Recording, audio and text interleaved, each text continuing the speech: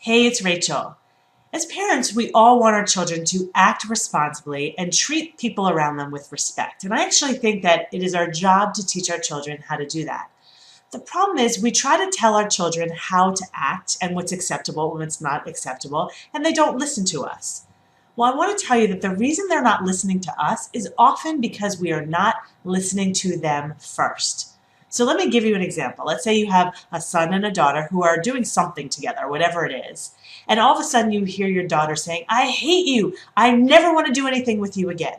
Well, your initial instinct is to try to correct her behavior by saying to her, "You can't talk to your brother like that. That's not okay." The problem is when we tell our children why their behavior was wrong and we list all of the reasons they shouldn't be doing what they're doing, all it does is it makes them feel worse. It doesn't improve their behavior or motivate them to act more responsible or more respectful. The truth is, if we want them to hear what we have to say, which is, "This is how you act in our family," we have to listen to what they have to say first. Because the truth is, the reason your daughter was being mean to your son was she has a perspective that is different from ours. From her perspective, she was probably really frustrated and angry, and that's why she behaved that way.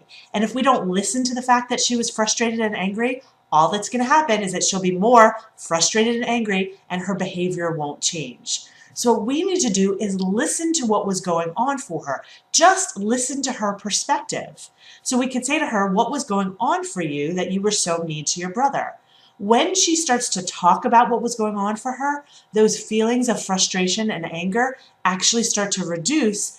And then when we say to her, "You can't act that way," she can actually hear you and your lesson because you have heard her first. Now, listening to her does not mean agreeing with her. Listening to her is not meant to be nice, and it's not meant to be permissive and say that her behavior was acceptable. The whole purpose of listening to her is so that she can get out of that yuck that was going on inside of her, so that she can do something different, which is the whole goal of all of this. Now, this would all be true for you as well. Let's say you were in a situation where someone didn't listen to you. So maybe you got into an argument with friend A, and you were talking to friend B about it. And as you were telling friend B your perspective, friend B just told you all of the reasons why what you did when you were in that disagreement with friend A, all of the reasons they were wrong. What would happen is you wouldn't feel heard, you would get more angry, and you are not going to go back to friend A and be nicer when all you're going to do is get frustrated with friend B.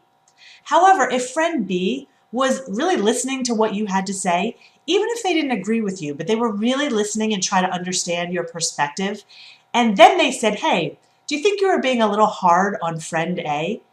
Because friend B had listened to you, you are much more likely to hear what they have to say.